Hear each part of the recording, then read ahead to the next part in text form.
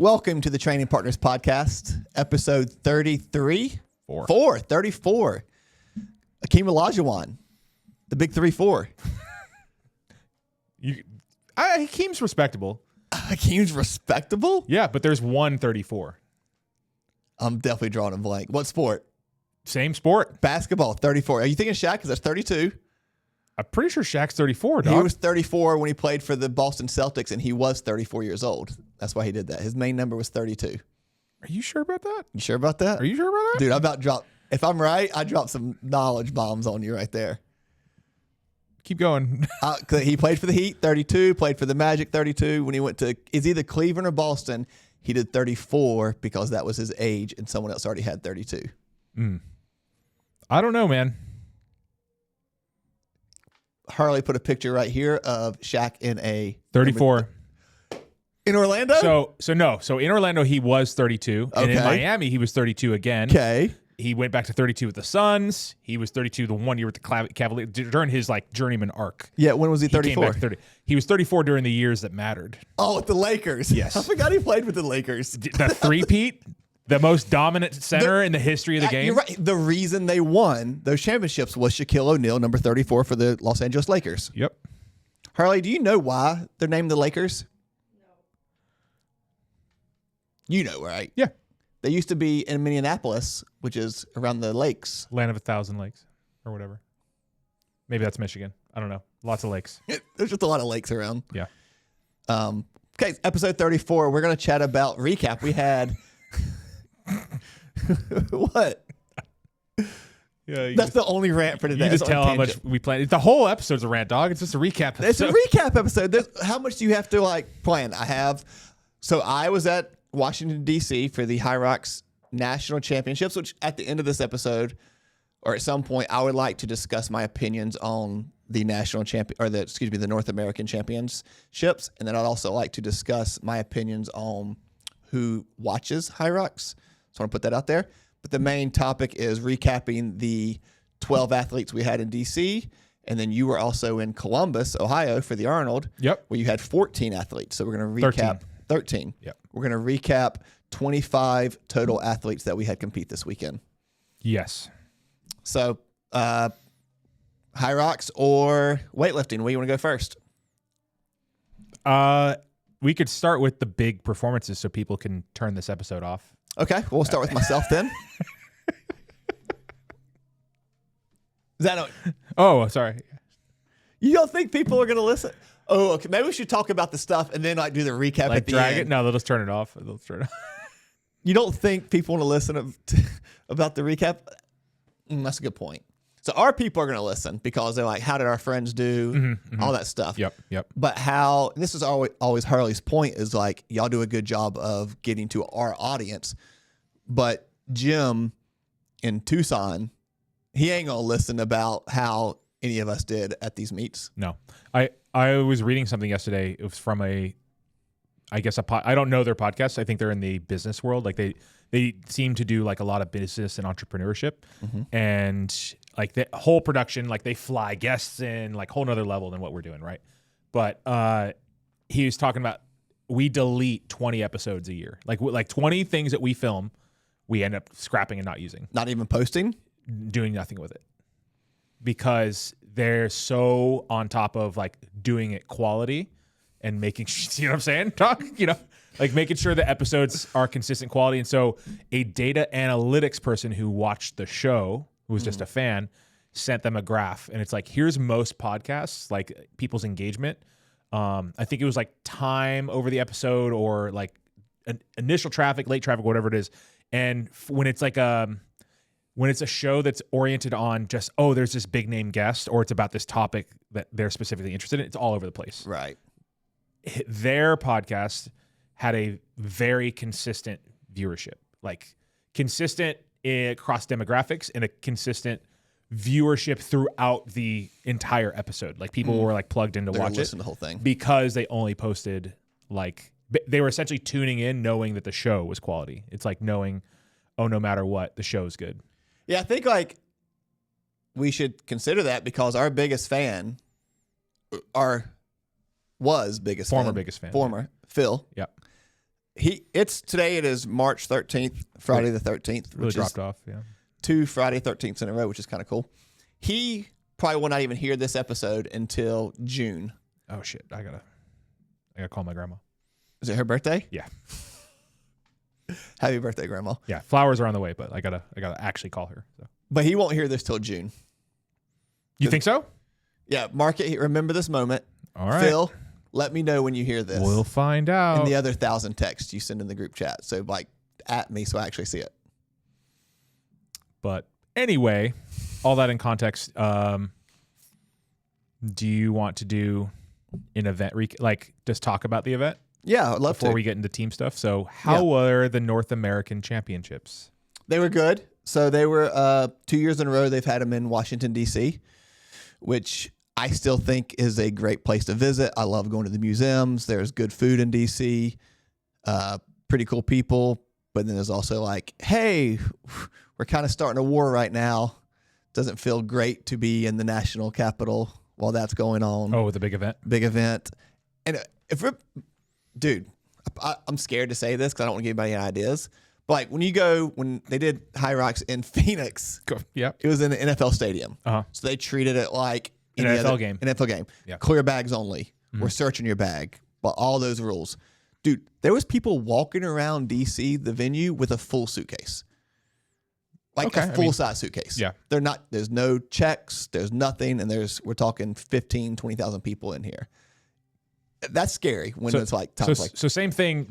I've gone. I don't know how many Arnolds I've gone to. I think it's approaching 10 because I haven't gone every year since I've been in weightlifting. But this was the first one there was security. Yeah. Like there's usually people checking your ticket as you go into the expo because you go into the building and there's like where weightlifting is kind of out in the hallway or the ballroom. And then, there's ticket checkers as you enter the actual expo, but never once has the building been shut off and have security upon entry. We had security this time. So now there's so many people competing. It'd be unrealistic to tell them, hey, you can't bring your backpack in, or anything like that. But it was like those ones you walk through the kind of detectors and like the AI just decides whether you need to be checked or not, whatever. So I'm be honest, wasn't doing the best job. Like I did get checked a lot because my bag's kind of heavy and it has a laptop. I think it's just looking for electronics. I found out later there was literally a spare magazine in my backpack. Like it was empty and all that kind of stuff. But like it prints that way. Yeah, that should get stopped. Yeah, that should absolutely get stopped. Not once did that get flagged, by the way. So kind of a fake safety blanket. Yeah, that's the thing is like, are they really doing anything? But it sucks that we even have to consider that.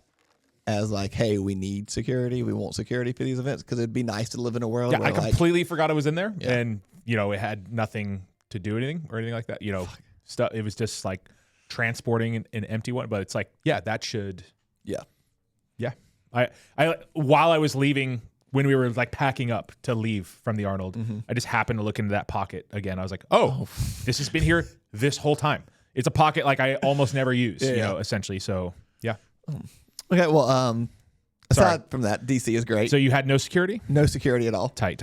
And even like, I'll be honest, they sell out as spectator tickets, and to get your spectator ticket, if you're competing, you typically just go to the spectator booth and like, here's my ticket, and they'll give you a spectator band. But that line was really long, and I want to go watch someone compete, so I just like walked in.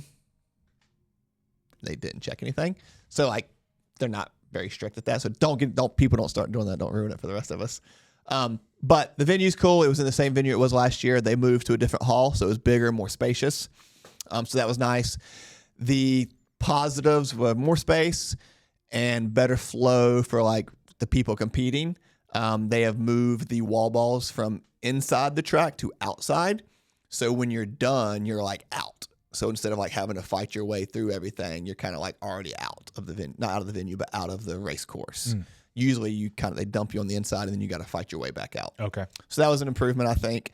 Negative with that, if you're trying to watch people, you have to run across, go over a bridge, go around the whole wall ball station and the exit station and get to the wall balls to watch. Yeah. So that was kind of a pain to be able to watch people, especially we had multiple people going at the same time. All that stuff was good and fine. But then something that crossed my mind was when I was in DC and Phoenix, they both had Elite 15 competition. So like they have the best 15 in the world, singles and doubles compete. In Phoenix, they did it on Friday and Saturday night, I believe. And like there was a good crowd like they were watching because it was after, This time they did it Saturday and Sunday night after both days were done competing. And I did not go back to the venue to watch, but I watched on the live stream, and there was about 50 people watching. That's not a lot. Not a lot. No. So that got me thinking, like, one thing I think HYROX does really well is the normies are able to compete on the same course, everything treated the same as the best athletes outside of what time they compete, compared to CrossFit where you had to like qualify for that. Not exactly. It is limited to 15, which allows which is a completely different race course experience. For sure. So I'll disagree with that. Yeah, but yes, it is literally the same course and equipment. Yeah. They do have an advantage of not having to fight through the crowd. Yes. And they also they do a layout a little bit different. So instead of having the 8 stations, they have all 8 stations basically at one area. So you go is the rock zone smaller, basically? The rock, it might end up being a little, no, I think they picked the middle one, so it ends up being the same. Because they always say it's 8.7 kilometers total. Are they just trying to make the run like just more concise and consistent? I think what they're trying to do is to make it appear better, where it's like, you can all watch them at this one little area. Oh, okay. All right. And that's not every station, because like still the ski ergs and rowers aren't there. They're at their normal spot. But the stuff that's like on the turf, sometimes they'll share. Okay. But not every time. So it's a little inconsistent there. But what that really got me thinking about was who watches HYROX. As you mentioned before, it's a boring sport to watch. Mm-hmm.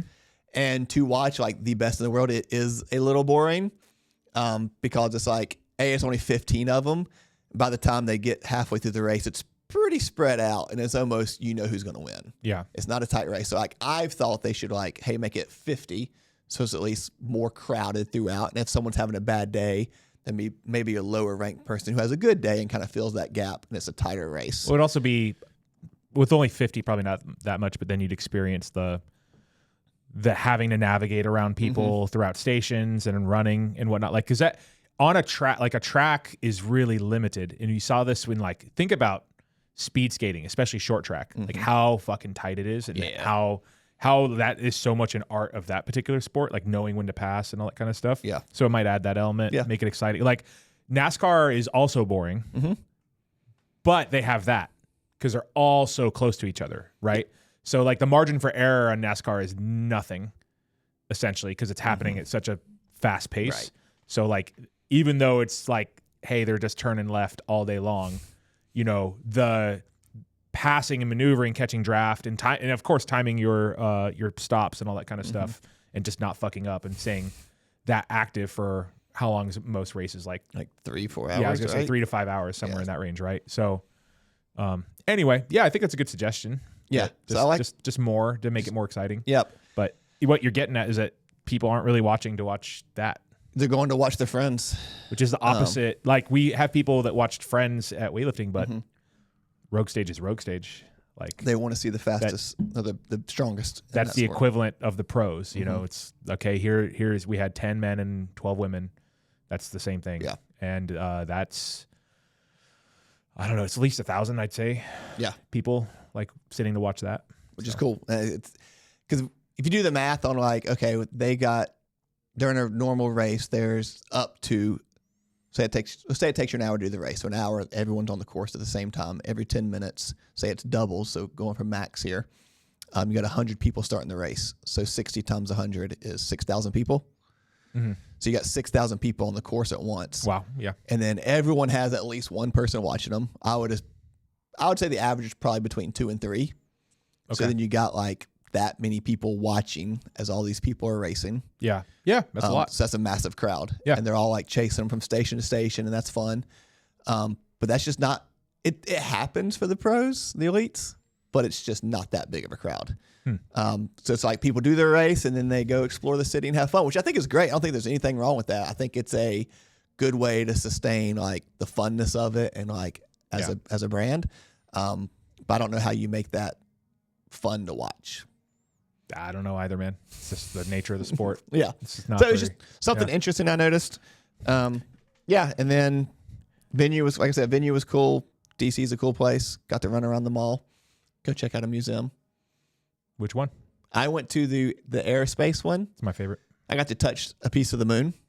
Nice. And then I got to see the Wright brothers plane. Yep. And they had a couple of the capsules that they re-entered Earth. Like, that's really cool to see. Capsules, and Moonlander, all that kind of stuff. It's my favorite. Yeah, like when you walk in, the Moonlander's right there. Yeah. And I'm like, is this real? No. Because it looks. No. You don't think? Oh shit.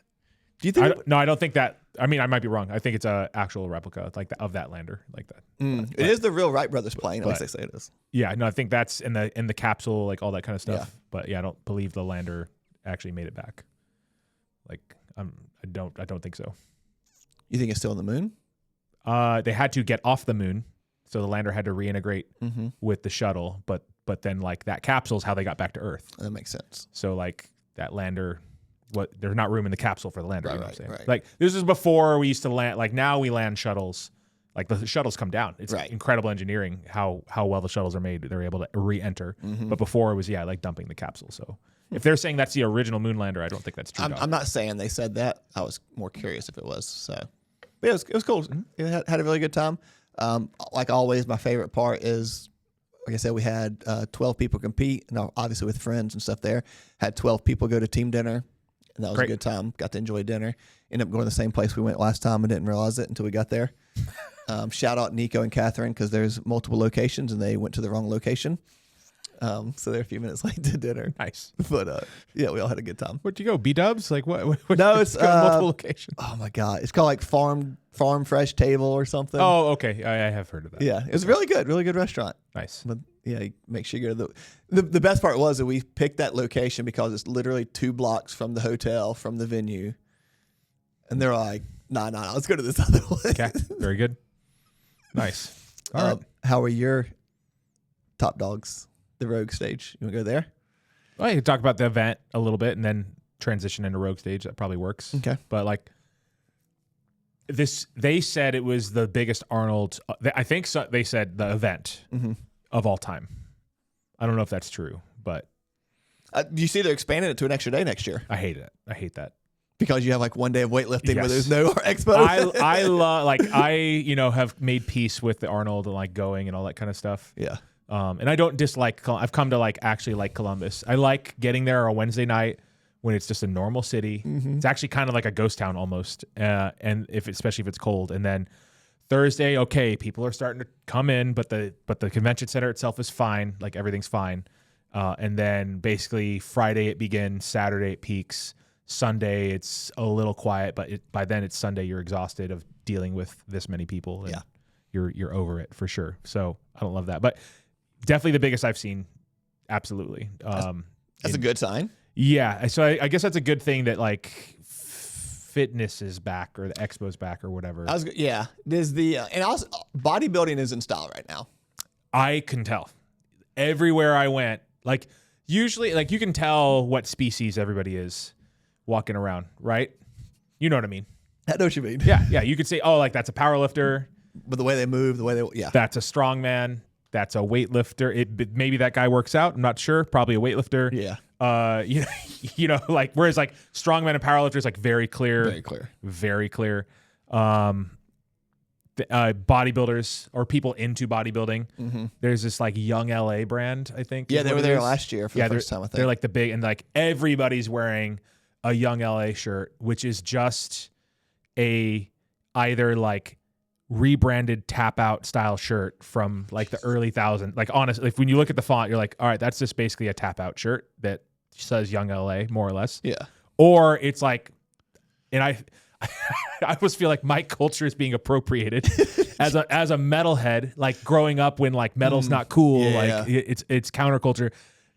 They like kind of like co-op like death and black metal themes. And it'll say like Young LA, but written metal style. Yeah. And it's just like a old kid, wearing it, acting like they're edgy or whatever. Right. And so I'm like, for that reason. What is Young LA? I think it's just a bullshit like fitness lifestyle brand. It's not actually a thing. I love lifestyle brands. Yeah. I know that they I think they worked with John Jones. Okay. Maybe. I think that's one of the people that they got to sponsor them. Yeah, I think it's just clothing apparel. Yeah. So it's just meant to be, and it's definitely in the bodybuilding. So bodybuilding looks like it's bigger on the up for whatever reason. Yeah. Also, I think that goes with like the hybrid.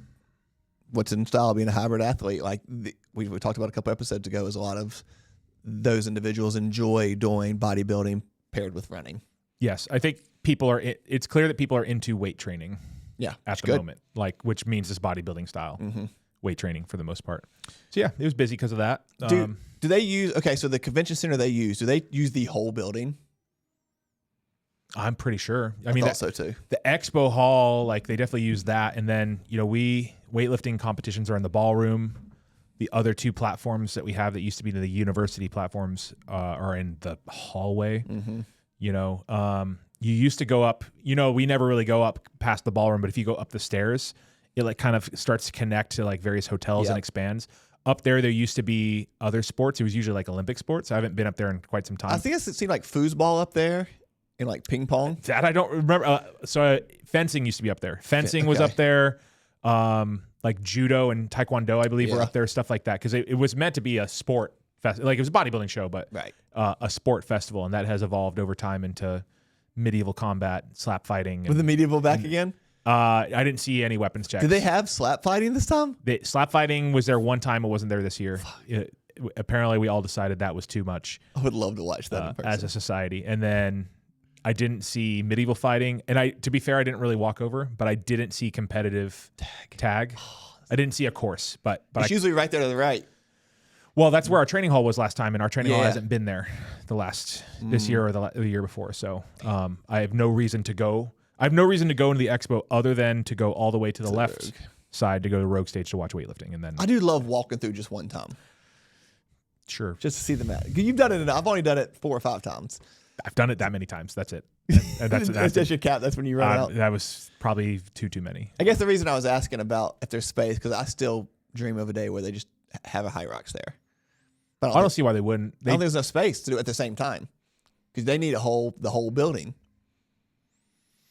Could you just run around the convention center? I don't know. But there's so many people. That's what I'm saying. You wouldn't be able to control the run course. Right. Because they do that. They do the run on the last day. So even like getting in on the last day, you're playing Frogger with the 5K because it's running right there. The finish line is right there where we need to get to. So it's an interesting. But yeah, so biggest Arnold weightlifting wise, I think one of my favorite run events as far as the organization. Like, not that last year's Arnold was bad or anything like that. It really shined. Maybe Daytona wasn't great. Maybe that's how I feel, honestly. And it was good to see us like back on track. I think that's there were some issues at Daytona. Yeah, I was trying to think, but yeah, there was a few. Daytona was not my was not my favorite. Still, event. I mean, still super late start times for some sessions. Yeah, still early starts and late starts. Yeah. I'm not as angry about the early starts because I'm a morning guy. I guess it all comes down to if you're a night owl and you get a late session, are you that mad? No, but that's kind of just luck of the draw. Right. I took a picture of the board from Will's session. Oh, he told me there was, right. Because I had lunch with it, breakfast. He said it was like a lot of red. So 1, 2, 3, 4, 5, 6, 7, 8, 9, 10 athletes competed. And only 3 of them made more than 2 lifts, Will being one of them. Yeah. That's brutal. Yeah, it's a lot of red. It's probably just over 50% red. Wow. Yeah, which is pretty bad. Pretty bad. And you'll see that in any early morning. So it's continuing the trend of early morning, late evening sessions. But yeah, I thought it was really well run, well communicated. Everything was on time. Clintonville Barbell and like all the volunteers, the technical officials and volunteers in Ohio were awesome. Nice. I think that's why it ran really well. In addition to like how UCW events just keeps things rolling. So yeah, good event. The Stars and Stripes, which was like, I think before it was the university platforms, and it was like its own vibe where it's like, the kids would go crazy. This is grungy and like, so that stands out more when it's for whatever reason now all the same event. Like it still has that same vibe. No, not like the grungy fun vibe. No, but now it just feels like, oh, these are the shit platforms. Like if I'm just being honest, compared to the other ones. The D and F sessions. For the most part, yes, but on the last day, no. There were A groups. on the final day. Which That's almost a good spot to put A sessions. why? Because you got people walking by that aren't going to the ballroom. I get that for exposure, but Yeah. I think it's not the best to put your best athletes on that. Not a dig on anybody in a D session or anything like that. Right.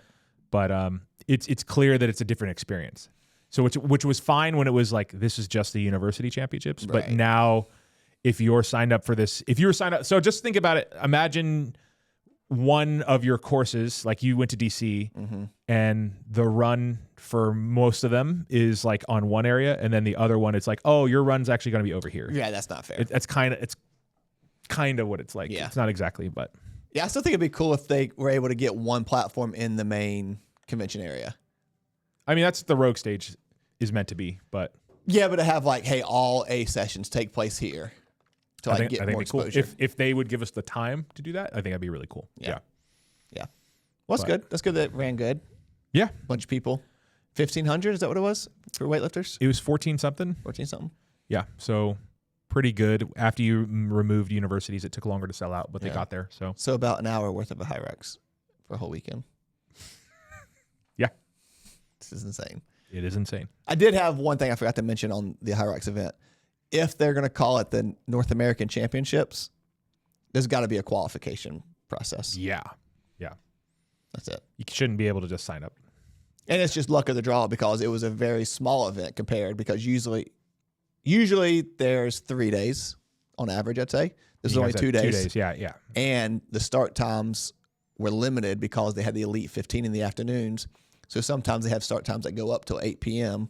I think the latest was like 4 or 5. Oh, wow. So it was even less. They were was that on Sunday? Saturday and Sunday. Oh, both okay. days. I was going to say, like, I could see that on like a day where you've got to do your load out, Yes. like you got to get out of there or whatever. But they but- stopped early both days so they could rearrange the course for the Elite 15 and then have it clear. Yeah. You just make it. I mean, they clearly, if they're going to go through the effort, they need to like not take a loss. So they need so many people signed up, but So many people, it doesn't have to be that crazy of a time. no, just make it, It can't be your first. It can't just be like random. Like you have some make level of entry. it like sub 130. Like that would probably, Yeah.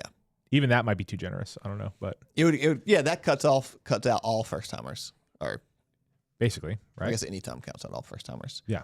But that's it on the event for me. Okay. I can talk about Rogue Stage. Yeah, go Rogue. Rogue Stage was very, very exciting. We had a men's and women's session. So, like I said earlier, 10 male athletes, 12 female athletes.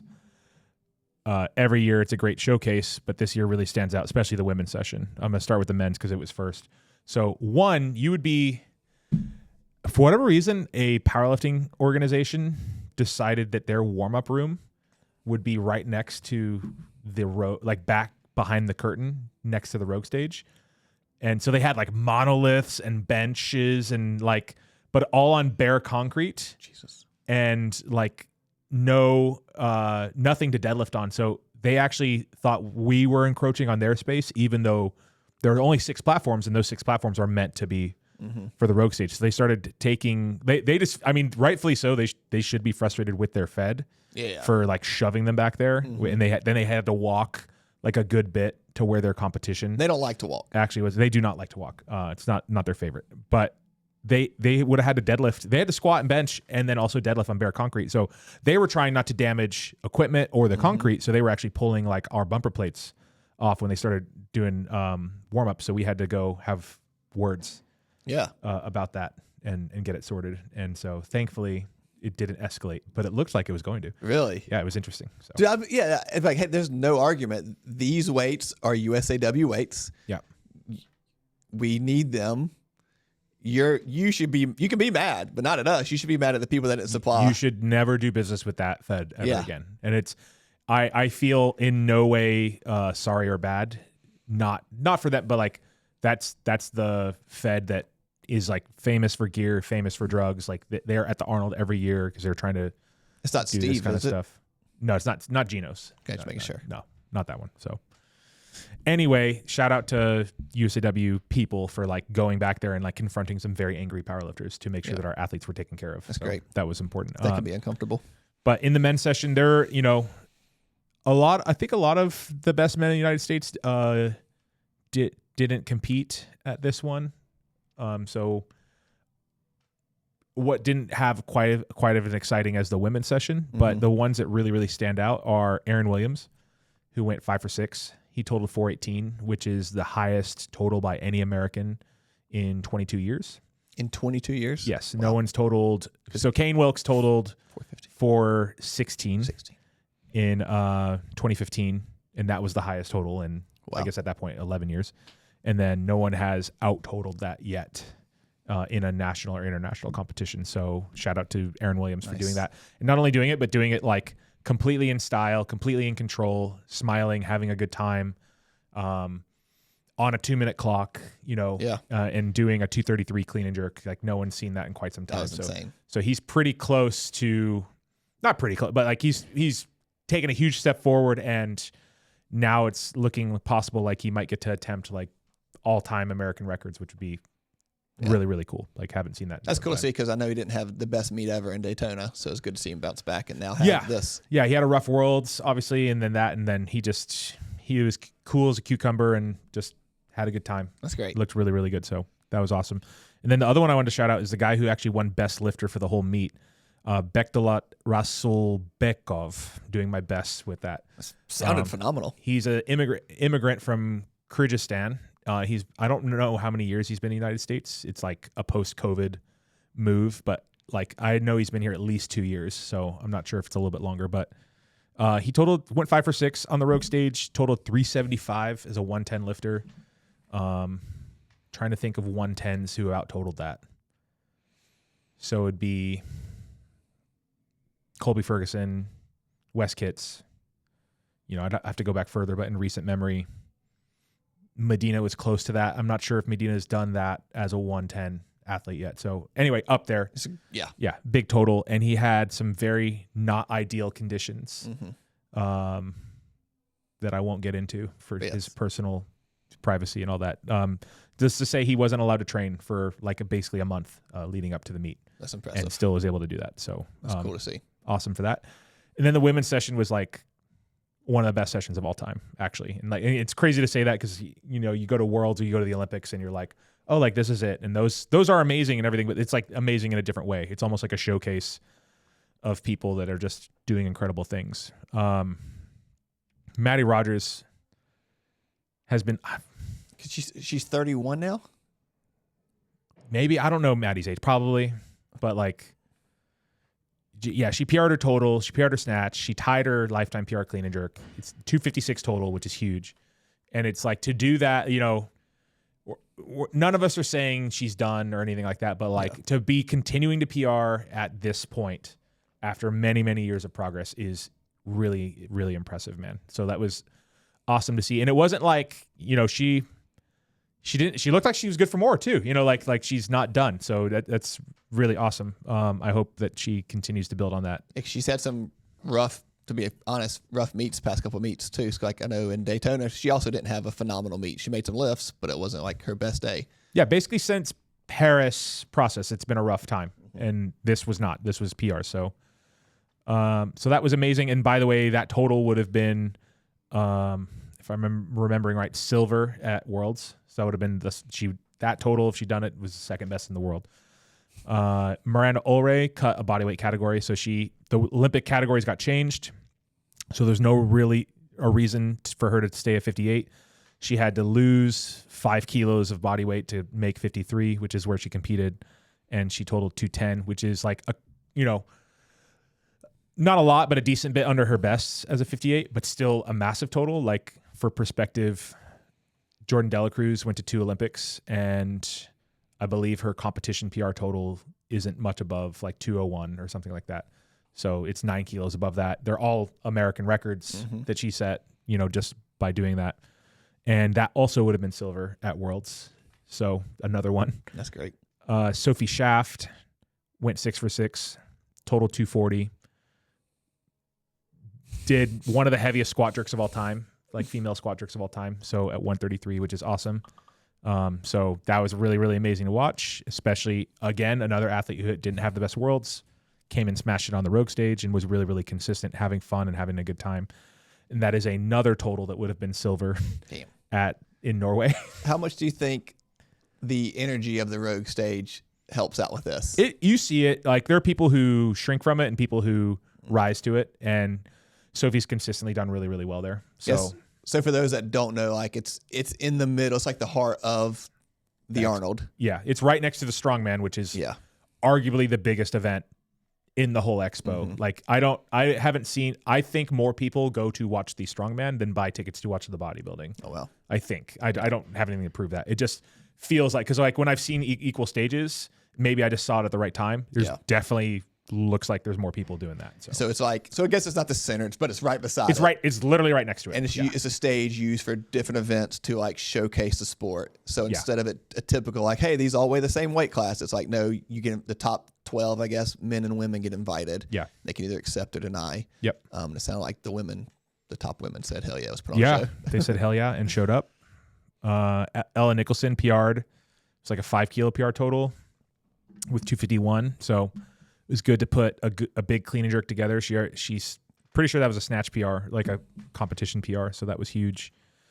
And that total, she lifted up as an 86. I think that would have been 6th at Worlds. So that's still really, really right. Only 6th best in the world. Yeah, still very, very respectable.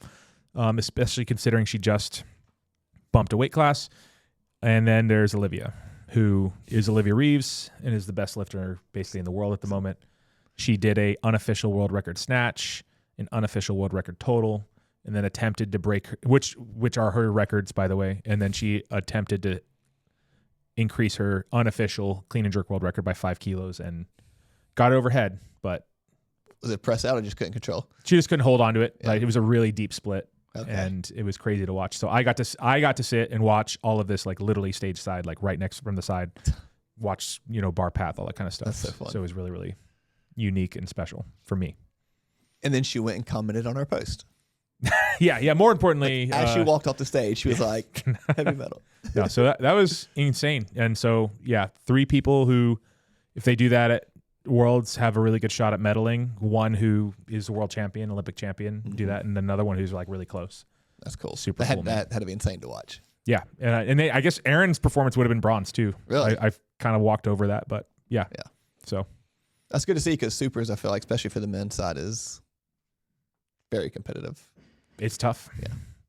Okay, those are the highlights. That's what people. I don't know if I provided enough context on that. You could just watch this and know. Yeah, it's just like, I don't know. It's just cool to mention the cool numbers that were lifted and get to hear about it. And it's cool you got to watch it. Women's weightlifting is in a huge place. You could say, something you mentioned earlier, like you could even feel when there's like 1,000 people. I think when you're talking about how do you make the pro more exciting, like if there's only 50 people, how do you like make that a good experience? Whereas when you have however many thousand people while 6,000 people are racing, like the energy's pretty good. If there's so many people, it's easy to keep the energy probably pretty good as you cheer for your individual person. But like in sports, there's like this waxing and waning of energy. Like, it's third down. We need this stop. Right. Loud. Like, on your feet. On your feet. Down. You're in it. You're invested. Or like touchdowns or any scores or anything like that. But there are moments in sport that like have that, right? Like no one cares about. No one's as big on like second and long, like the energy, or whatever. It's like, oh man, this ain't it right now. But you could feel that even there with how exciting the lifting is, just because of the format of weightlifting. Is that like what sucks? The only challenge is that these people are in different weight categories and they're lifting progressively heavier weights. So there's a couple clusters where they're together, right? But like the difference between like Dee Irizarry, who's like our littlest lifter, and then like Olivia Reeves, there's a lot of space in between. Right. So that means a lot of 2-minute clocks. Yeah. And so a lot of lull time, basically. And that makes it challenging for people to stay engaged the entire time. So you could tell there were moments and lifters, like when Sophie was lifting, like people were like, holy fucking shit. Like a power jerk and then squat jerk to 133 is insane, I'll say like the Instagram's going to get mad if this ever became a real thing because can't do any change. But if there was a way if it was 2 platforms and the guys and the girls go at the same time and like you ignore the clock, it's like a girl lifts, a guy lifts. Yeah. A girl lifts, a guy lifts. You just That go way back you and just forth. keep it going back and forth. Just keep the show. Like, you're still doing this. You still get your change. You still get all that stuff. But instead of there being the woman, she's up first. She has a clock. And then as soon as that lift is done, the men's clock starts. Yeah. And that way there's always somebody lifting, but it's always just 1 minute clocks. Just an idea. Don't put it into whatever. No, it would get rid of the coach part and like well, you could still do like 2 minute clocks in the sense that there was action all the time. So coaches could still call weights. Yeah.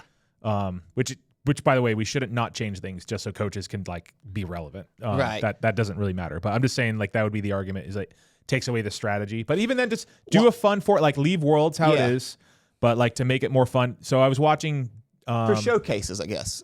Dane Miller was at Wrestling States in Pennsylvania, which is a very serious wrestling competition this past weekend. And I just saw a photo I think he posted, and I think there were 6 matches going on at once, which means there are 12 athletes competing at once. Yep. And the whole stadium's full, and wrestling's different. But the format, it's tournament style, so there are multiple, like for you to advance, you have to wrestle multiple times, and there's different weight classes. But there were 6 matches going on at once. Yeah. And even like talking about our scaling, like you can do, 1,000 people in an hour in HYROX. At least that's 12 people at once in probably 5 minutes. I don't remember the times of a wrestling match, to be honest. I'm sorry. But, you can just go through. How long does it take to do a wrestling match? 10 minutes? 10 minutes? That's Is exhausting. it like 2 5-minute things or 2 3-minute rounds with a break? Okay, so like 7.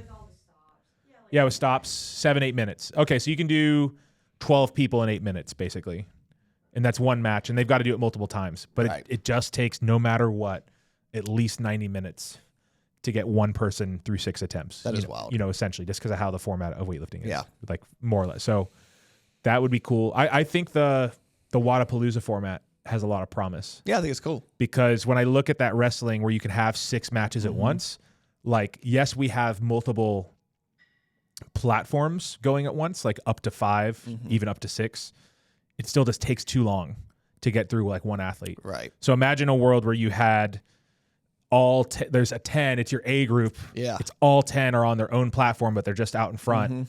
And I don't think you necessarily do it round robin, but they're all 10 are out front and they're kind of concurrently doing their attempts. And so a coach can strategize, like you could see, okay, I don't want to name names because people get their feelings hurt, but so-and-so's down there, they're about to take 110. Yeah. All right, let's get 111 on over here. And they're doing the format, I think is 15 minutes. And then a 5-minute and 5-minute break and then 15 minutes, right? So maybe, I'll call it 20. Fine. Like you could, but even then, it's 10 people. You could do 10 people. Imagine if you could do 10 in an hour and it's constant, like. Well, so I'm thinking, okay, when we're at Colorado Springs in that cool ass venue, and you got the steep, and it's a bowl, so you take out the back room. There is no back room. Yes. Your warm-up platform and your lifting platform are the same. 100%. On that space, you could fit like 20 people out there. I think it'd be really cool. That would be so, and you got one MC who's like watching, seeing what, there's got to be the sign so you can see what they're lifting.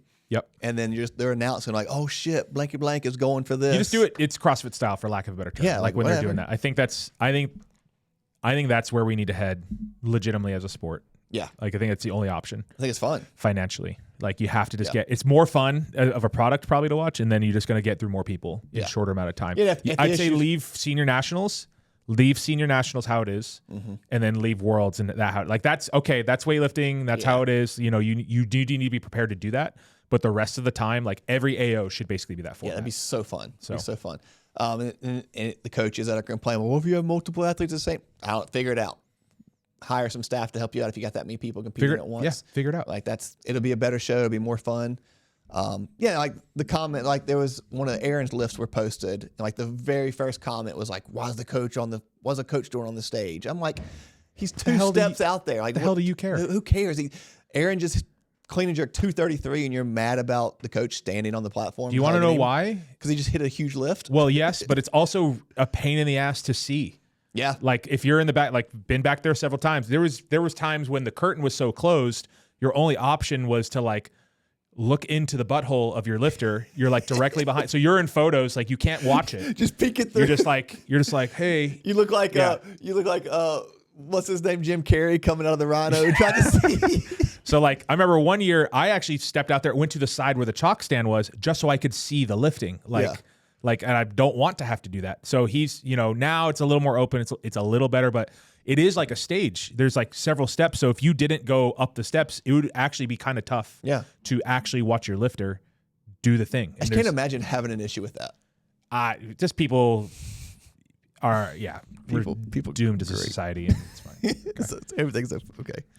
All right. You want to start with like recapping? Yeah, let's go to our people. So that was a lot of good stuff on the big lifters and the big runners. So for us, like I said, we had 12 people compete. On Saturday, the ladies kicked us off. Hannah went first, and she did not PR. She was about 40, less than 40 seconds, 38 seconds off her PR. But she did a 21-minute PR previously. So now she's at that level of like, just showing up isn't going to PR. It's like, because she's now in the range of like everything needs to go really good, no mistakes. But a big win for her is her runs were faster. So even though she was still technically 40 seconds slower, her runs have improved a ton. And she was just fatigued by the time she got to the wall balls. It kind of blew up there. But still had a great race. Improvements on the run, great to see. So excited to see. She's going to run a doubles her next race. And I am a huge fan of people running doubles because I think it tricks you in. That doesn't trick you. It forces you to run faster. Yeah. So you find out you can. Yeah. It's like, oh, I actually can run this fast. And then you can go back. Can you run that fast and do the stations, though? Right. That's tomorrow's later problem. We'll worry about that later. All right. Next was Jamie. Jamie, we got her to not volunteer before the event.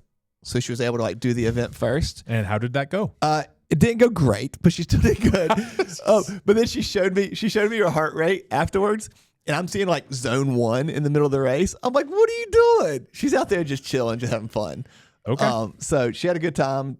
She's not extremely happy with her time, but there's like, hey, there's physical proof of like we can push a little harder, and get the PR she wants. Okay.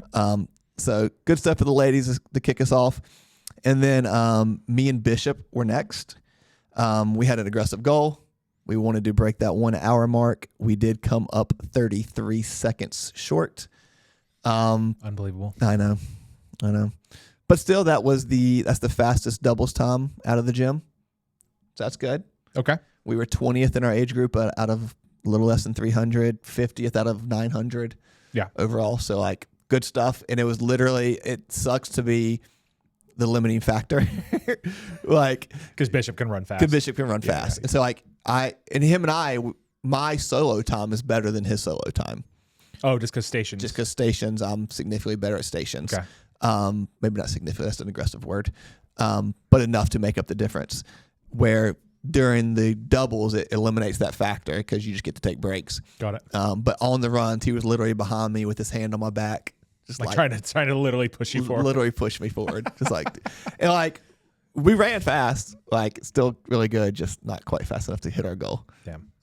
So we'll keep improving, keep getting faster. That's like, because there's basically 16 stations. Yeah, really, 8 runs, 8. Yep. So it's like 2 seconds less a thing. It's so crazy. When you do them, like we had 5 no reps on the wall balls. Not for depth, really? Just for like missing the target. Oh, damn. Okay, that's probably it right so there. So like that's not pretty 30. Close. That's like 10 seconds maybe. Yeah. If you can't say 2 seconds a rep. Okay. So there's 10 seconds, and then station wise, there was like one hiccup. I can't remember what it was. I think like we turned the wrong way while leaving a station, and then I think his farmer's carry was a little slow. He could have gone a little faster there. But the biggest issue was just my running. Just like if I could have run his pace, because like we have Nick and Jordy doing doubles in Miami, they're gonna do like a 57 because they're both really good runners. Okay, so they're gonna hit like 57, which is gonna be cool to see. But yeah, so damn, get to do another doubles in Miami, but this time we're going pro weight, so we'll see how that goes. After that was Logan. Logan partnered with his friend from DC because he like did his doctorate schoolwork there. Okay, so he lived there for 4 years. This was his first doubles. He did mixed doubles. They got a 1:12, which is a great time. Peaches and cream. Nice. Okay. Keep going. But that was a good time for them. They're both great runners. He was strong on the station, so he had to do a lot of the station work. But still, like, it was his first doubles and a great time there. And then our last duo of the day was Nico and Catherine. Mm-hmm. They also had an aggressive goal. They were trying to go for like a 7-minute PR. They ended up with only like 2.5-minute PR. But they both like have come off of knee injuries of just like getting they're newer into running, developing a little bit of runner's knee they've had to work through. But there was literally on their last run, I see them walking on the course. So the joke was they walked their way to their PR. They still hit a 114 when they wanted a 110, but still a PR, so you can't be too mad at it. That's still great. Yeah. Still great. Still a good time. So that wrapped up Saturday. Went to team dinner, had a great time, and then Sunday we're right back at it. Tori, her sister, they did it together. It was their first race, and I know her sister has like done a lot of like improvements in her health has been the goal, and this has kind of been like hey, this is what I'm working towards. So they completed it. They had a phenomenal time. You could tell they were just like their whole family was there, like cheering them on and all that stuff. So theirs was about like accomplishing a task, and they did that and had a hell of a time doing that. And then we got to the boys going together at the same time, which is I love when guys are in the same heats, or girls, anybody. We had Kevin and Alex both in the same heat. Ooh. And it was neck and neck. Yeah. It's like Kevin like kind of jumped out into a little bit of lead, but Kevin hates burpees. So Alex got within like 10 meters on the burpees. But from there on, Kevin just kind of slowly paced away into the wall balls where Alex went unbroken. Oh, wow. So got another unbroken wall ball patch. Kevin took some breaks, but Kevin did come away with a PR. He got sub 70 minutes with a 109.59. So 1 second under that 110 goal. Just made it. And then Alex came in less than a minute behind him at 110.58. Oh, okay. All right. Wow. So solid times there. And then our last individual was Jeff. This was his second race. He did a 109.57 in Atlanta last year. He dropped that to a 107.17. So he now has the fastest solo for 35 to 39-year-olds in the gym. Okay. All right. So good for him. What are you going to do about that? Turn 40. So I won't be able to beat that. But what was cool about his race is he was in the same heat as Christian Harris. Oh, yeah. So like, I get it. Christian Harris, phenomenal CrossFit athlete. Made it to the games on teams at least a few times. I don't know if you ever did an individual. I'm not sure. But like very well known in the space, phenomenal athlete, and he's kind of been doing more HYROX stuff the past couple of years. I raced him in Chicago and beat him, and then Jeff got to beat him in DC by like 30 seconds. But that's not what the Instagram will tell. The Instagram will tell you that Christian Harris is the man. Changing the game. But also, I don't want this to come off as snarky or shit talk, but he keeps like, my goal is 60 minutes. Like that's what he's aiming for. Like when he finished the race, he was like 70. It was like, well, I guess 107 is below 70. Oh, okay. But I'm like, you're still 7 minutes off. Like you're talking about like hitting 60 minutes. A minute around is a big thing to cut off. Stay delusional. Which is true. You should do that. Yeah.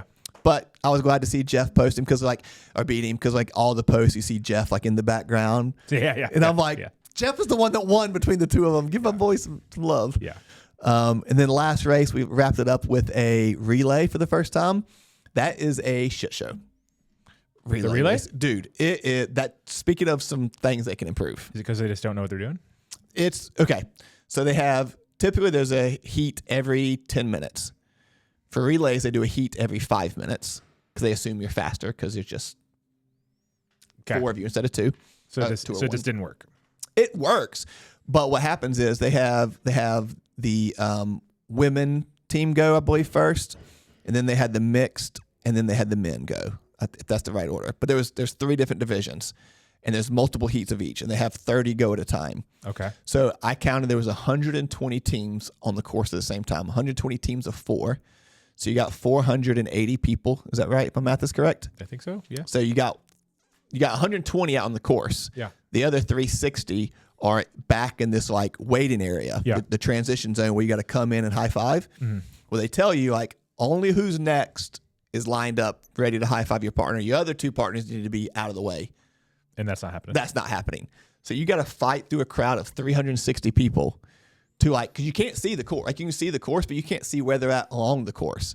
Oh, okay. So you're kind of watching your watch to be like, I think they should be here any second, and then like you see them, you're like, oh, now you got. I see my person, let me through.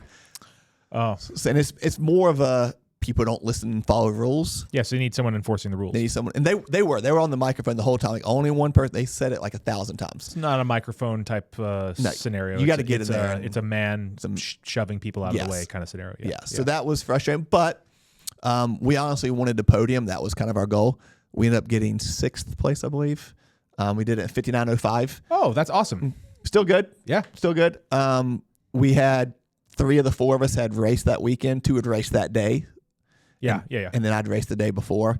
But it was fun. It was fun to like kind of, just a group of guys just like giving each other shit. Like who was the reason we didn't win? So you'd look at the time, my running didn't help us, but I got 2nd on the row and like 5th on the wall balls. Okay. And then like it was just fun to like do that. Why was it Dylan? Why was Dylan the one who fucked up? He was the fastest runner. No, he was the fastest runner. Was he? But his sled pull. Dylan, come on. So speaking of, this is probably the highlight of the weekend. There's a picture of for Hannah's race. He showed up. He went and bought a HYROX white hat because he wanted to like look like a coach. So he's got a hat on. He's got a stopwatch. He's got a clipboard. He's got all these notes. And I'll be honest, it's definitely not helpful. He's like, you're 3 seconds ahead of pace, like at every station. I'm like, dude, she doesn't need to hear that right now. This is not healthy. It was so funny. Dude got jacked up though. Y'all, dude, he had a blast, and like he was there cheering. He had no voice. He was there for everybody. Great. And he had the fastest runs. Like he was straight up sprinting. Awesome. But relay is fun, a little bit of shit show, but a good time. Nice. Congrats. Thanks. 6 is pretty good. What? It is good. It is good. It is good. How many teams were there? 120? No. Not in your division. In our division, they break it up by age group too. There's like 2 age group, under 40, over 40. I think there was 41 teams. All right. It's fine. Suck it. 35 other teams. Dude, this is where like social media is wild. There was like I'm just scrolling in my algorithm and I see people that were in our relay, like heat that people re-raced, and like they're posting like their video. I'm like, cool, that's great. No issue with that. That's great. And people like asking like for advice. And there's one guy like he did it in Metcons. And I'm like, dude, no, don't. And I look at it like as a relay, they did it in like an hour 35. Fine. We don't need to be taking advice from the guy that did this run in a sled push. An hour 35 in Metcon. Like don't let's not take his advice. Yeah. But overall, great weekend, good time. Miami's next. I think we got like 17 people going to Miami. Okay. And then we got Boston in October. Do we? I don't think we do. Just check my notes. Doesn't look like it. Shake the magic 8 ball. Seems unlikely. It seems unlikely. Is there like a magic 8 ball website? There probably is. Yeah, there definitely is. Okay. While you pull up your notes for your team, I'm going to see what the magic 8 ball says about that. Okay. I mean, I already know what it says, but it's fine. All right. Leading in, I'm just going to go in order of the results sheet, even though this wasn't the order that they lifted in. Danielle Shepard. This was her first national meet back. Danielle Shepard, who doesn't know, she's a coach here. She is a national medalist. Signs point to yes.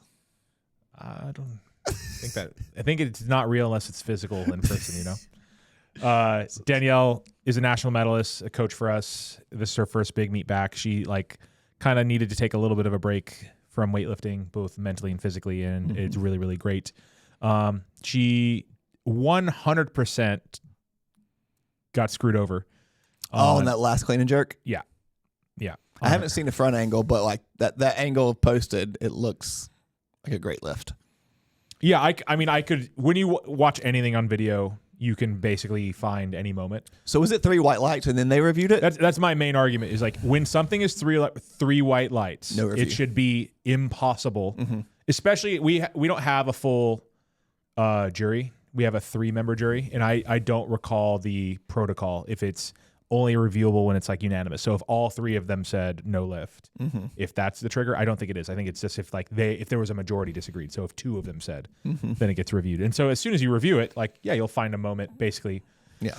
Pretty much any time. I think when it's like a world level event and it's a proper 5-person jury, and it's unanimous against a unanimous 3 white lights, that's the only time that can be reviewed. Everything else, if it's mixed, like, fair game. But, and, probably a rule that shouldn't exist because it's killing our sport. Like, actually. Yeah. It's making it difficult to watch, difficult to understand, difficult to care about because you're just taking away things that look perfectly fine and are awarded perfectly fine.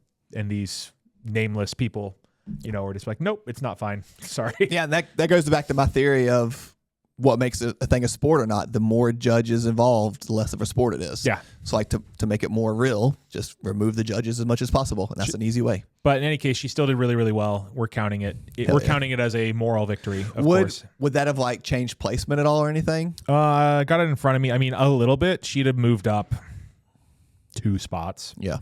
She wouldn't have medaled. She would have gone from 7th to 5th. Yeah, like I know that doesn't matter, but like to her it matters. And to like, if that was 2 more places where we're talking about a medal and a decision like that can take somebody's medal away. Yeah. That sucks. I think we just need to not do it when there's 3 whites, I guess. I agree with that. That's probably my only thing. I think it's unreviewable unless it would be unanimous the other direction. The jury members are supposed to be the most senior and experienced judges, so I guess if they unanimously said it was red, maybe. I don't know. We need to do better. That's all I'm going to say. That's not a dig, by the way, at those officials. It's a hard job. They're just doing their job and practicing their judgment with the rules how it is. It just makes the sport kind of shitty and dumb. Like, we could go back to like, hey, there's a big break in action. Like now there's how long it took them to review that. They did it so quickly I didn't notice. Like because we were 3 whites celebrating, excited. We were just walking back and didn't notice until our team had to tell us. It's like, oh, they overturned that one because we really weren't paying attention at all. We were just excited. You go back like, hell yeah. It was good. It was a good lift. And so we weren't even paying attention to it at all because it wasn't about like a medal outcome.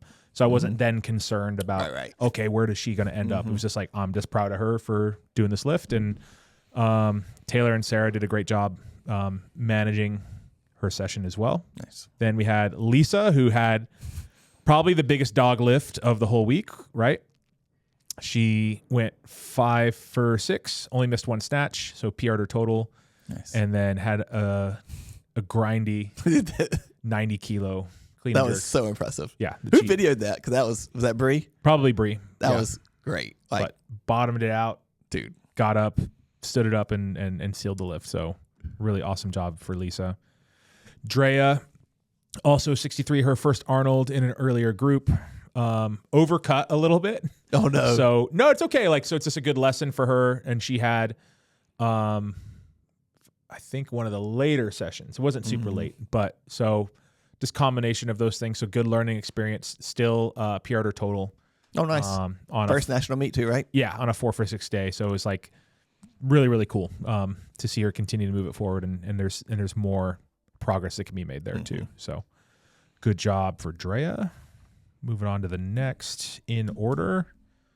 Oh, all right. Next would be 69s, which had Taylor and Sierra. So Sierra, great day. Like she's a 63 kilo lifter, just weighing heavy while we're doing this. So when you're trying to build strength, it doesn't help to like cut weight. So we're like, don't care about just weigh heavy. Yeah. The outcome. Just go weigh heavy, have a good session. Unfortunately, that put her in a B group. But fortunately, that meant she lifted earlier. She didn't get the 8 p.m. session. And we were able to get Taylor in that session and them lift together, even though Taylor weighed heavy and competed as a master 77. Nice. So that part was fun to have them together. That would be a fun duo. It was fun. And then I got to say, it was a stacked B session. Like it should have been any other meet. It could have been an A. There's a few studs like that were missing for sure. Like mostly people that were lifting on the Rogue stage. But, we had Addie Jones, 17-year-old, total 200 kilos in that session. Allison Robustello, an 18-year-old who will be 19 this year, total 203. Kim Weesey, who's 20, who totaled 205. Huge totals like in this session. So the reason I name them is like those athletes are in the national team. 2 of them should be going to like a next junior international event. One is a youth and going to the next youth world's event. And it's like huge. So that's cool. Really competitive, but Sierra did great. Went 4 for 6, was like a kilo under her best total. on a meet that we were just kind of training through. So That's great. Found the no peak works really well for Sierra. Taylor did not have a great day. She went a 2 for 6 day, mostly because her back basically locked up immediately after opening clean and jerk. And we're actually doing a keep warm rep in the back, waiting for her second attempt. And that's when the issue came up. So it prevented her from being able to keep her clean and jerk going, unfortunately. Snatch was a little frustrating. Like, she had such good snatch prep. I was shocked that we only made our opening snatch, to be quite honest. So we'll have to figure out how we can change that, because she really looked ready for a big snatch. I say, snatches look great in here. Yeah, she was attempting to re-break her Masters American record snatch. She did win her age group. She won her Masters category. That actually came because of her day. It ended up being very close. Some friends of ours were very, very close behind her. So, Halana went 3 for 6. Warmed up really, really well and started really well. Was pretty close with her last clean and jerk. I think this is a 1 kilo meet PR. I think it's just below her meet PR. So yeah, unfortunately, just only making one snatch just kept her from getting a PR. Her snatches were weird, and it's probably because I wasn't there. She went 6 for 6 with me at States. Whatever you guys say.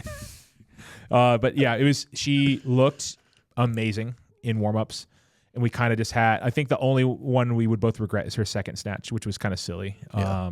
Otherwise, she did great. And I think now, we didn't peak for this either. We're kind of actually peaking for Queen City. I think she'll have a big Queen City to make it up. I think she'll have a really sizable, probably 10 kilo improvement from this meet. So that'd be cool. Bree was in the same session. Also had a frustrating day, a 3 for 6.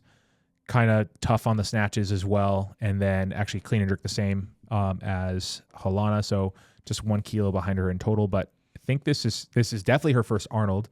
I believe it's her first national competition. Yeah, I was chatting with her. She's still new to weightlifting. Yeah, so potential, and she's still young too. She's not new to competition because she was a high level athlete, but new to this style. Correct. For sure. Yeah. So I was talking to her yesterday. It's I was asking if she had any nerves or any of that impact, and it's no, her history of competing at a high level, she has none of that. Yeah. Which is good. That's great. But new to this sport specifically. Yeah. It's a different challenge. I think she, was frustrated and wanted more, and was having trouble managing it, because it's I think in her sport, you could take out your frustration on a person. Right. You just literally kick them harder. Yeah. You don't really get to do that on the barbell. Also, this is her first national meet, but also working too. She was I wasn't there, but from what I've heard, she was busy the whole weekend. Yeah, she was doing media, so that's an added piece, and being in a leadership role, even if she wasn't doing the lion's share of the coaching. And getting help, learning to coach. That has a cost. Counting. She spent Thursday shadowing and learning how to coach those sessions. So, we'll just keep moving forward on that, and I think she'll continue to grow into a good coach. Yep. Ashley is next. Also had a tough day, especially on the snatches. They were both press outs. Actually, all the missed lifts were press outs. So she didn't miss a lift. Right. They all ended over her head. Yeah, she just got called for press. The snatches, I could see. I can't remember the first clean and jerk off the top of my head, but again, first national big meet, first time at the Arnold. Still came away with a pretty good total and made a ton of progress. I think she's frustrated probably because she has been working so hard, and it looks so good in training, and she didn't get to demonstrate it. Yeah, she was here yesterday. She was here training in the morning, and I saw her, and I haven't seen her lift in a while, since I think I counted for her at States, and because she trains in the evening, and the progress is insane. Because I know she's been working with Bree a lot one-on-one. Her ability to actually get under the bar now. It's they flipped a switch. It's night and day. And so I think what happened is, I haven't gotten to talk to Ashley about it, but I was actually the one doing media that session. So Taylor was coaching Will, who was lifting on red, and then Dylan and Sarah were coaching Ashley, who was lifting on white. So I was actually going back and forth with the camera, and I was helping load for Will in between. But I think it's sometimes you get nervous or maybe not even bad nervous, you're just elevated. Yeah. And you kind of throw some habits out the window. And so these are still relatively newer habits that in training we're seeing much more consistently, but they're not crystallized enough to where it's like, oh, this is how you compete. Right. You know, so I think, and her and Will got dicked over on the daylight savings day. They, 6 a.m. weigh in, which was really 5 a.m. because of the time change, and 7 a.m. lift, in real time and all that kind of stuff. So tough situation. But so I think that's the lesson is like manage your competition, arousal and anxiety is, and so enough that you can still have the same technique, because we're seeing it. Yeah. Yeah. For sure. I think you see that with a lot of people too. Me, Erica, and Zach were talking about it this morning. Is like, when do you like make that switch within a lift or something? It's like, well, you need to practice it all the time. If it's something, you're like, just because it's heavy doesn't mean you switch it on. It's like, no, that needs to be switched all the time. Make it the habit. So when it's heavy, you can just turn the brain off and do the lift. Yeah. One of my favorite, it comes from powerlifting, but one of my favorite quotes, I think it's Ed Cohn. It might not be, but it's like, treat your light lifts heavy and treat your heavy lifts light. And that just, all he means by that is give your light ones the same seriousness and engagement that you would give a heavy one. And then don't let a heavy one, intimidate you. Right. Like make it act light sort of thing. So, all right. On to the boys. We had Z, who, again, first Arnold, first national meet, first cut. Oh, wow. So he cut down into 65. He was like a pretty light 71 kilo athlete, and overcut by 1.5 kilos, just because I think he, was new to this. That's all. And so a lot of times when people are new to it, they just overdo it a little bit, and that's okay. And he just had no legs. Z is such a consistent athlete, like in here, and has made big improvements since joining, like technically speaking. But he had no energy. He was trying. So he went 2 for 6, and that's just all he had. He gave his best. He didn't do anything wrong. It's just like you could tell, man, he's dragging and dying from this cut. So, his lesson is spend more time. I think it just happened. He cut a lot in a relatively short amount of time, and then he overcut a little bit. So when you get that low, you find out, you think you're fine because in training you're fine. Right. But it's actually like the last 1.5 kilos. That's a get you. Basically, especially when you go to extra 1.5 kilos. When you're that light, it really does get you. Yeah. Carson went 3 for 6, 189 total. Rough day for Carson too. I'm going to keep saying that over and over again, I guess, at least on snatches. It just stands, it's such a big contrast from his States performance, but my understanding in since States, his training has been much less consistent. Like he's had some travel and stuff, right? Like he just hasn't been able to train as much as he as locked in, just due to things outside of his control. Still showed up and tried to repeat that performance, and it just didn't happen that day. But I think he'll get him on the next one. He works really, really hard. He does. He doesn't try to make any excuses. LT, Brian Lee, first Arnold, first national event, 3 for 6. One where it's like another good example of managing the nerves. Got so amped and hyped up, everything looked easy. So it's like a lack of accuracy and control. He just missing a snatch attempt on his second. He comes back and makes it, but it's like you don't need to waste that attempt if you just have a little more control. Missed his opening clean and jerk just because it was so easy. It actually knocked him backwards and all that. So this is just the growing pains of figuring out, like doing your first double so you can race fast enough or whatever, doing your first course so you can get into it. Like this is managing it. It's like, oh yeah, you're on the big stage and more people are watching you and like the pressure is higher. So and it kind of sucks too with both sports is like, okay, you spend a lot of money to entry fees a lot, travels a lot. There's a lot that goes into it. So like you want to optimize it as much as you can, but then it's kind of like the first one you just kind of just got to do. Yeah. And then like learn from the experience. And you will have a bad one. It is only a matter of time. Everybody will have a bad one. Absolutely. For sure. And so, and sometimes not only one bad one, so you just got to pull the Band-Aid off and learn from it and see how you're going to respond. All right. Mr. Robbins, I think, is our final person to recap. He ended up doing a 258, which, if I remember right, is a PR, is a competition PR total. 116 is a competition PR snatch. He took a crack at 120. Again, unfortunate victim of daylight savings and having to go in early, but he was unafraid. Like he was attacking weights. He's like, we're going to go for it. Dude, I love it. So took a big swing on his last clean and jerk, didn't make it, unfortunately, and that's okay. He was a very, very light 110. He weighed 98.9 kilos. He said he was the lightest in his weight class, he thinks. As a 110 lifter. I can't. There's a guy who tied him who weighed 96.95 apparently. Jesus. But that's all I can really see. So yeah, that's the negative of that big 16 kilo difference between those two weight classes. Yeah. I mean, we had this conversation this morning. A few of us actually were talking we all have that perfect weight that would be, if they had a 92 weight class, it'd be perfect. It's like, yeah, if we all said that, that'd be a weight class every kilo. 15 kilos seems like a lot. It's aggressive. Seems dumb. Yeah. Seems like we didn't think it through. It seems like some things. Because it goes 88, 94, right? Right. Yeah. Well, so 6 kilos. They did all kinds of stupid stuff for that. But even in the revised, it's now, it's kind of nice. It goes 60, 65, 70. 75, 85, 95, 110, 110 plus. Oh, it's 95 now? It's going to in August. It changes. Okay. So right now it was 94, but so they added 1 kilo. They really should have spread a little bit more. They probably should have added 2, call it 96, bring 110 down to 108.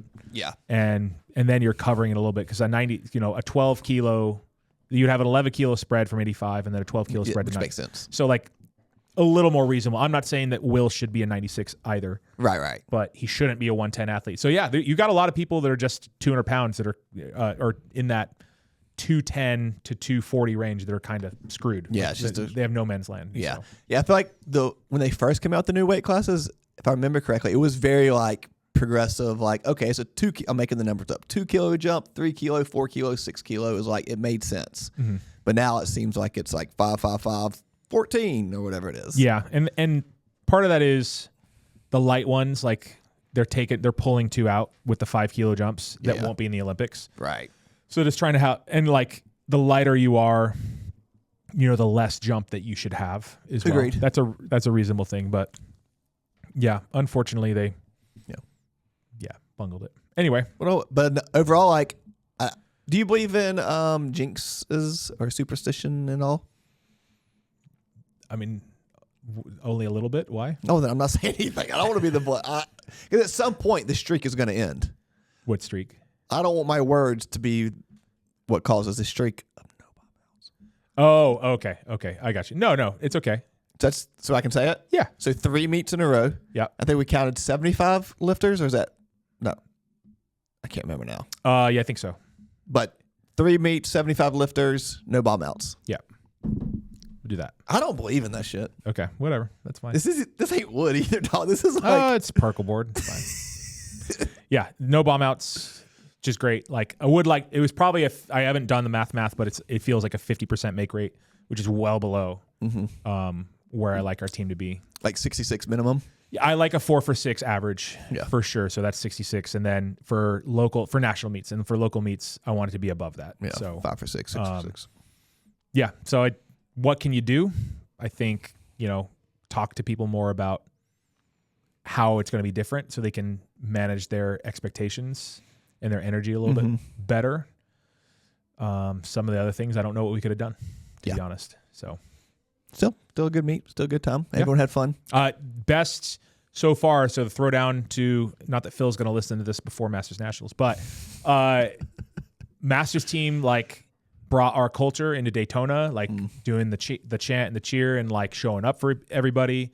They also, I forgot, they got together and made signs, which was awesome before. And I wish I would have mentioned that, but this group of people all showed up for each other. No one was lifting alone. No one was lifting definitely no, sorry, Matt, actually louder than you guys were in Daytona. And that's not a dig. It's just the science on it. So the ball is now in your court to do something about that.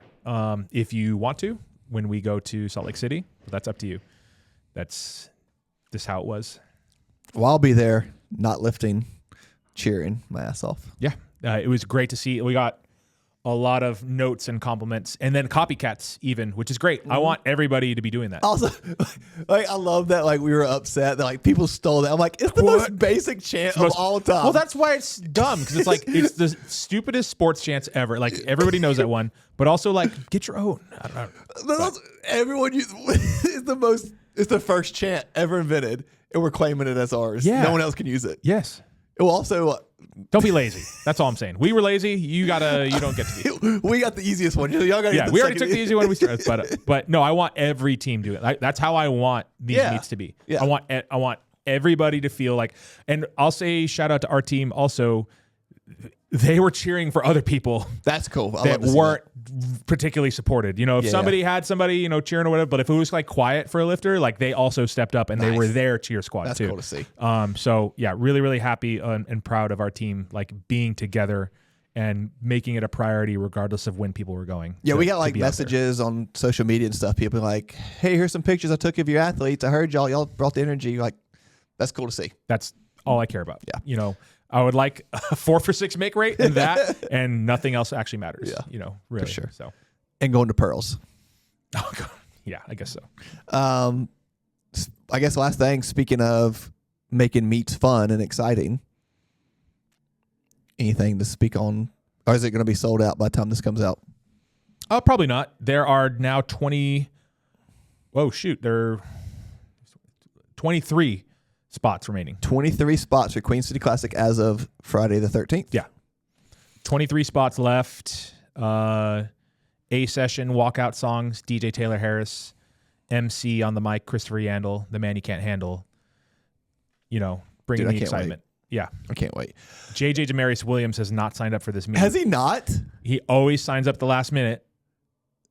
I need you to not do that. Yeah. Because I need to see that. Again, I'm not bragging, but I had breakfast with William this morning. He's like, dude, am I gonna be in the A session? Because I want a walkout song. Like he was like, I think I'll make it, but I want to make sure. Yeah, I kind of feel bad that we're only doing that, but it's the logistics of doing it the entire day are not. I mean, not there. Even so. If it goes smooth and easily, maybe we expand it. But for the first one, I think that's appropriate. It'd be nice, but yeah, we need to start somewhere, see how it goes, learn from it. Where we have a scoreboard now with our like projector out front, so it'll be front facing scoreboard, exciting A groups. Our title sponsor, Pure Green Noda, they're bringing juices and snacks, right? They'll be on site for people to try stuff. Our neighbor, Great Wagon Road Distillery, is going to be running pizza and drink orders back, so you don't even have to leave. You can just come and get it. A person on site the whole day. You can sit in our air-conditioned gym. What? Yeah. Did you say air-conditioned gym? I did say that. Wow. And sit and watch good weightlifting. Dude. Yeah. It's going to be a show. And remind me to send you the lights I found yesterday. Okay. They're sick. Send me the lights. Yeah, they're cool. They're really cool. You can like time to the beat of the music and stuff. Yeah, man. It needs to happen. Yeah. So May 2nd, get signed up. Be Volunteer there. lists coming soon. Yeah, coming real soon. All right, y'all. We're out.